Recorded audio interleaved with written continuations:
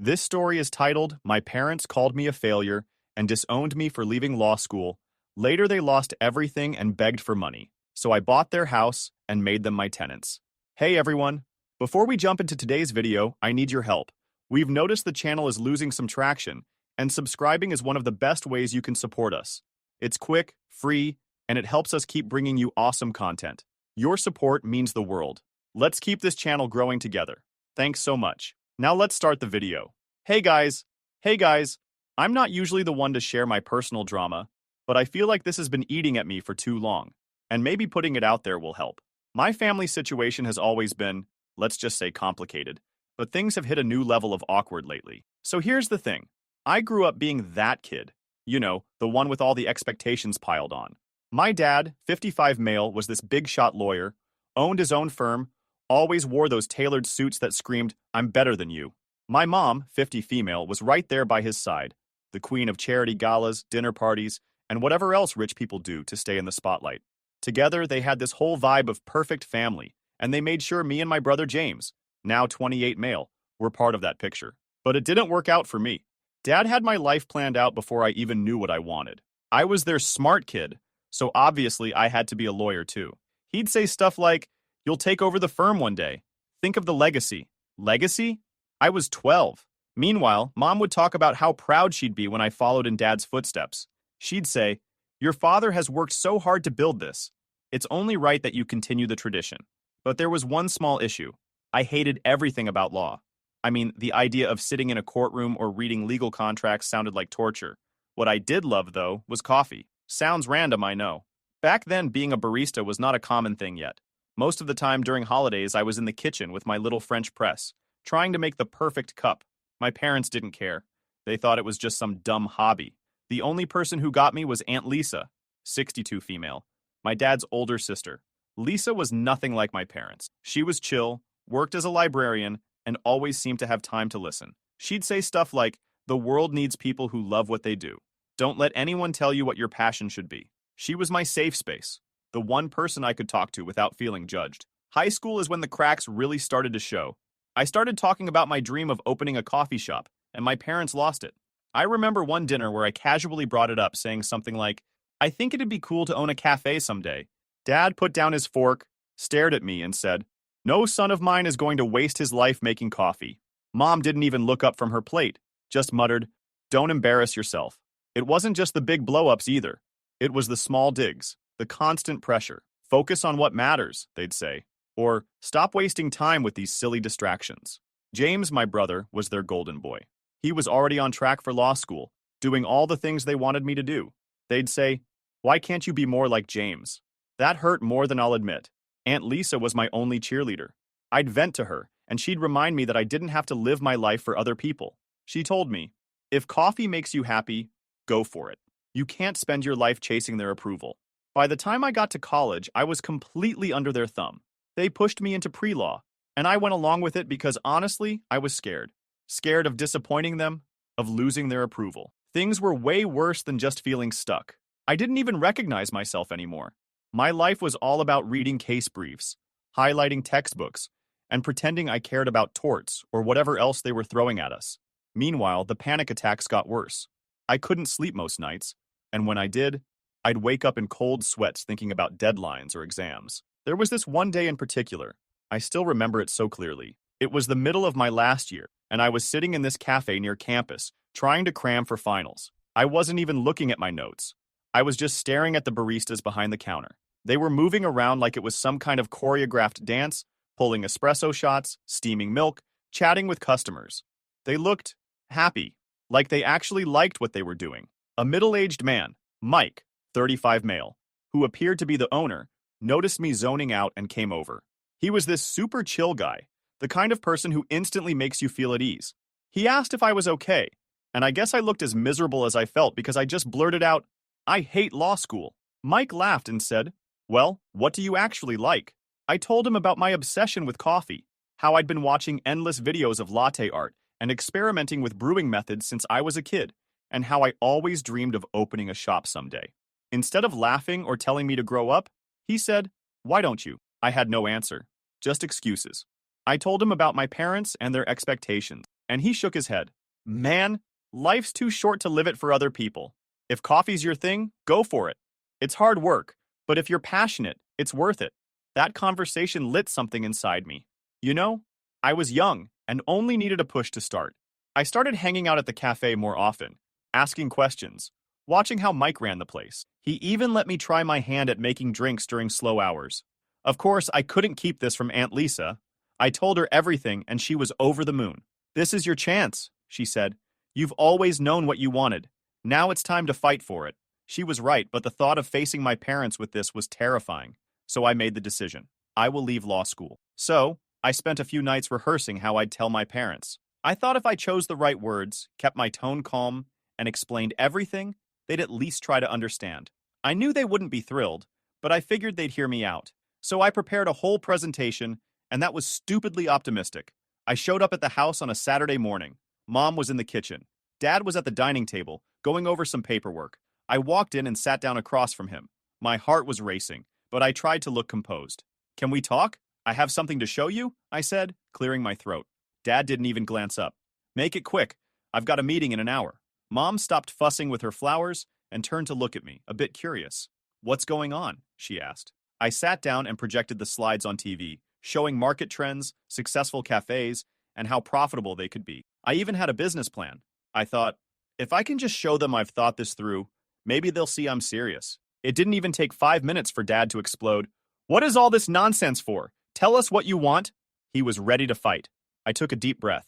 I've decided to leave law school. He slammed his pen down and leaned back in his chair, staring at me like I'd just told him I'd robbed a bank. What the hell are you talking about? He said, his voice sharp. I've thought about this for months, I said, trying to stay calm. Law isn't for me. It's making me miserable. I've found something I'm passionate about, and I want to pursue it. Mom crossed her arms, already looking annoyed. Passionate about what, exactly? What could possibly be more important than the career you've been working toward? I hesitated for a second, but there was no point in dancing around it. I want to open a coffee shop. For a moment, there was complete silence. Dad's face turned red, and then he burst out laughing, the kind that's laced with disbelief and anger. A coffee shop? Are you kidding me? This is some kind of joke, right? It's not a joke, I said firmly. I've been learning everything I can about the industry. I have a business plan. And he cut me off. A business plan? Are you out of your mind? Do you have any idea how much we've invested in your education? And now you want to throw it all away to become a glorified barista? Dad, it's not about the money, I tried to explain. I'm miserable in law school. I've been miserable for years. This is the first time I felt like I know what I want to do with my life. You don't know what you're talking about, he snapped. Do you know how many sacrifices we've made to give you these opportunities? And this is how you repay us? By chasing some ridiculous pipe dream? Mom was so disappointed. Do you even realize how embarrassing this is for us? What are we supposed to tell people? That our son gave up a prestigious career to make lattes? I felt my frustration bubbling over, and I couldn't stay silent anymore. I had to defend what I truly wanted, and they can't stop me. This isn't about you, I said, louder than I intended. This is about me and what I want for my life. I'm not going to waste my time doing something I hate just to make you look good.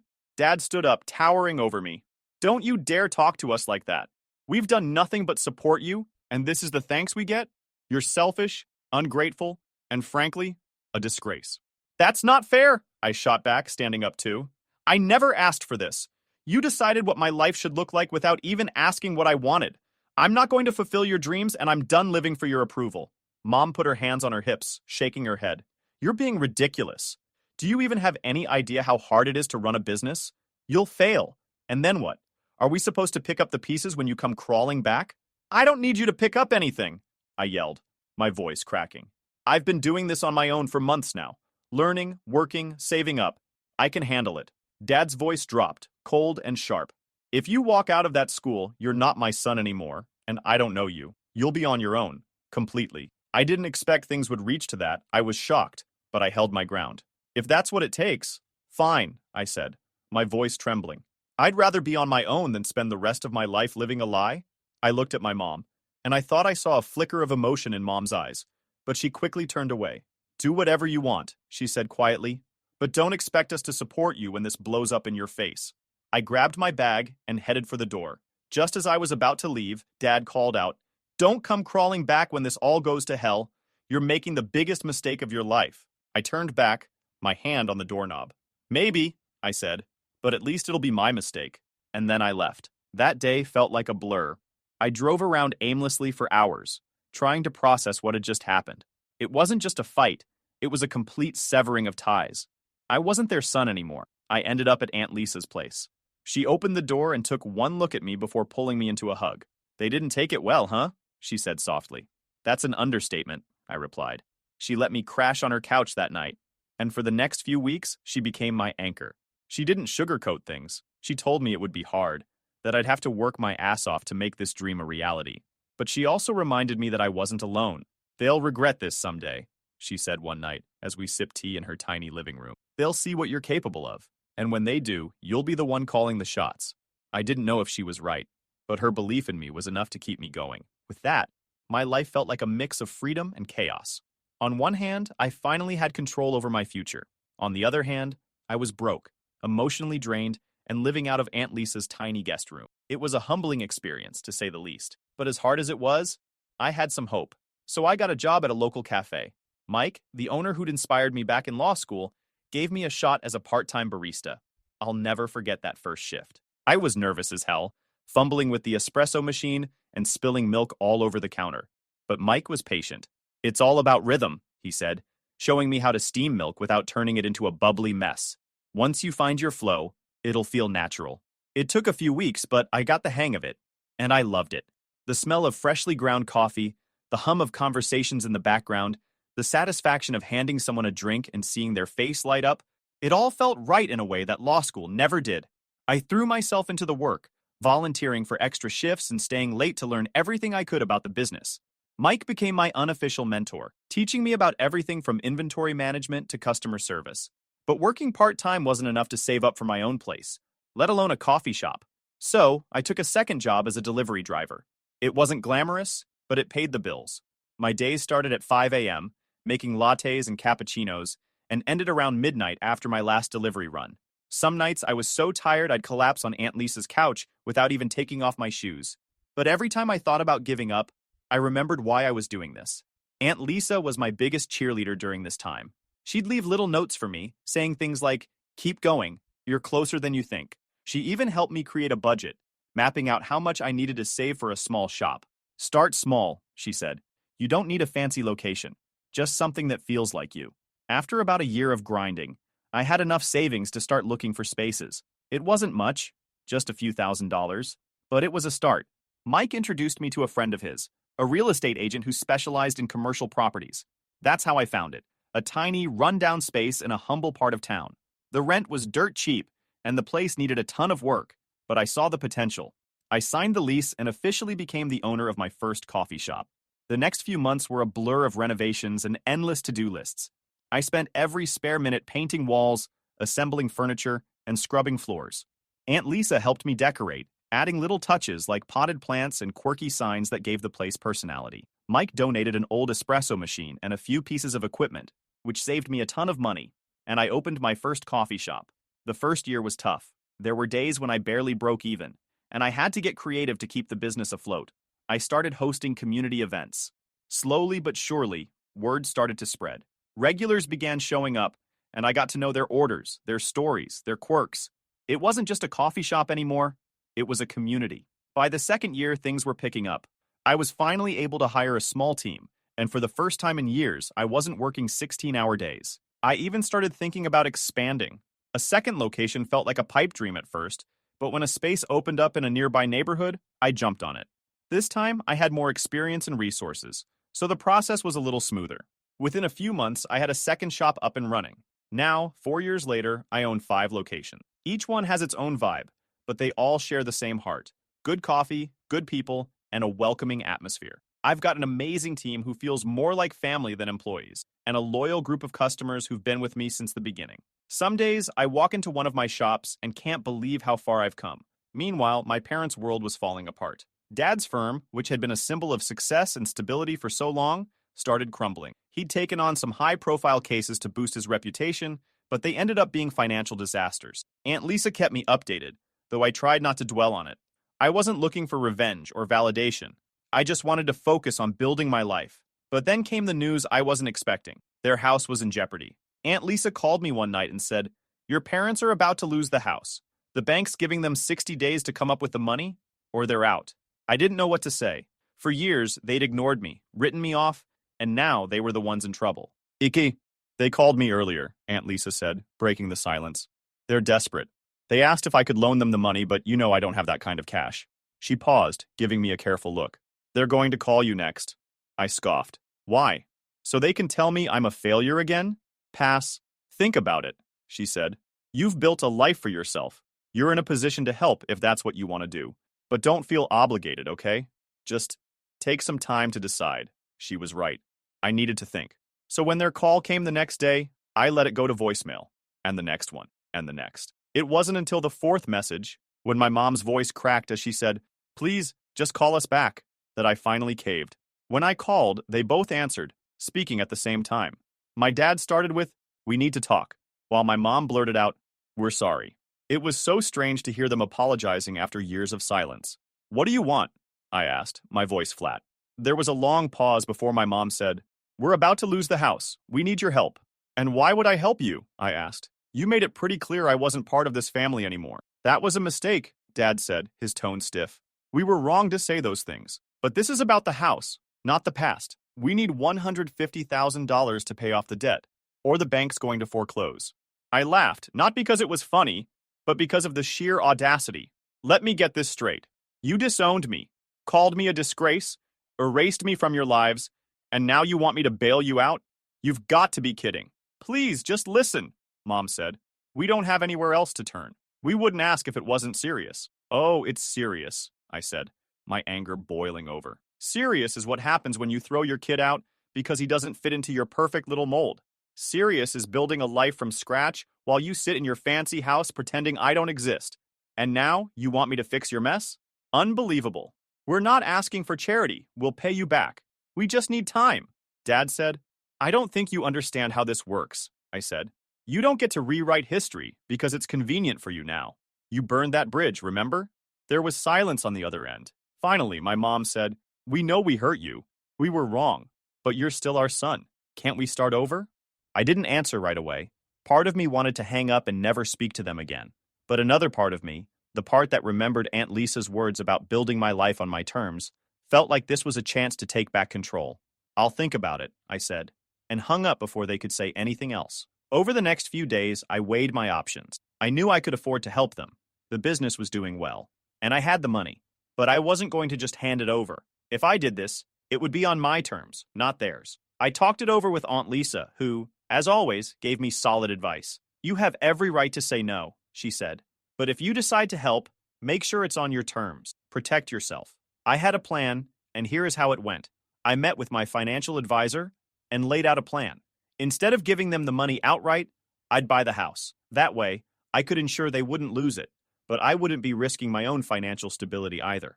When I called my parents to tell them, Dad sounded relieved until I explained the terms. "I'll buy the house outright," I said. "You'll stay as tenants and pay rent. It'll be a modest amount, something you can afford. But if you miss payments or try to manipulate me, I won't hesitate to evict you." "What?" Dad snapped. "You're going to make us your tenants? That's absurd." "It's this or nothing," I said firmly. "I'm not handing you $150,000 to gamble with. This is the only way I'm willing to help." Mom tried to play the guilt card. "We're your parents. How can you treat us like this? How can I treat you like this? Do you even hear yourselves? After everything you've done, you're lucky I'm even picking up the phone." "This is selfish," Dad said angrily. "You're taking advantage of our situation to humiliate us." "No, I'm giving you a lifeline. Take it or leave it." After a long, tense pause, they agreed. I could hear the resentment in Dad's voice, but I didn't care.